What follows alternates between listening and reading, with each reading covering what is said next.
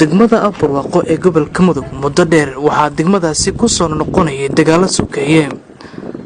waqtigan degmadu waxay u muuqataa mid ka soo kabanaysa dhibaatooyinka in muddo ay daashaday. qurba joogta dalka dibadiisa ayaa bilaabay in degmada ay dayactir ku sameeyaan guryihii degmada iyo qaybaha danta guud ee bulshada.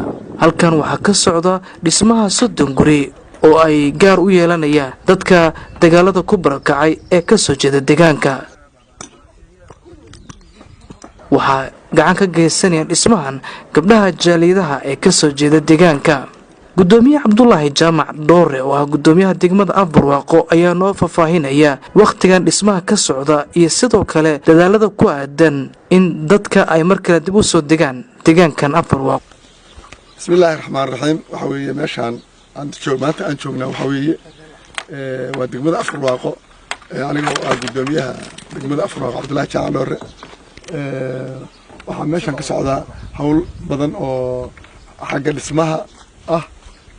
gularyahan aad u jeedin waxa weeye ilaa dhowr iyo 10 gabdhood oo jaaliyada beelaha beesha degta dhulkan dega ayaa waxay ballan qaadeen in yacni guryo yaryar oo ay degaan dadka barakacay ay degaan oo ay ku soo noqonaya ay degaan ayaa loogu talagalay. waa ujeedka hadda guriga waa 2 qol dirsaa loo suubinayaa ceel iyo mas'uulna waa leeyahay.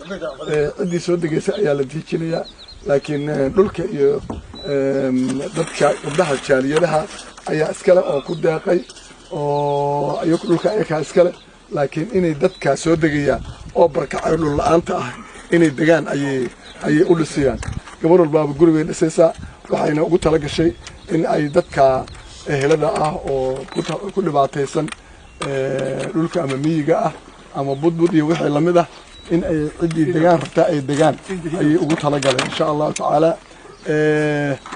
waana u jeedin inuu socdo yani dhismihii uu socdo kii kale halkaas laga bilaabaya. waxaa kaloo sidoo kale aan meesha ka wadnaa in magaalada city blankeedii ama blankii magaalada in la sameeyo. halkaas waxa weeye waa meeshii oo kaloo aad u jeedin waa iskoolkii. taas waxa weeye wuxuu ahaan jiray guriga martida kan waa station police guriga martida wakaasa guriga degmada asaguna sidoo kale weeye. halkaa waxaan rabnaa bal wixii laga sameyn karo insha Allah taala in laga sameeyo. horay haddaad u maqli jirtay shirqanta rasaasta waqtigan waxaa dhagaada ku soo dhacaya dayactirka iyo sidoo kale qalabka dhismaha oo ay ku leeyihiin qaybaha kala duwan ee bulshada sidii mar kale adeegyada danta guud loo soo celin lahaa. xasan cabdiraxmaan aadan degmada Afbarwaaqo.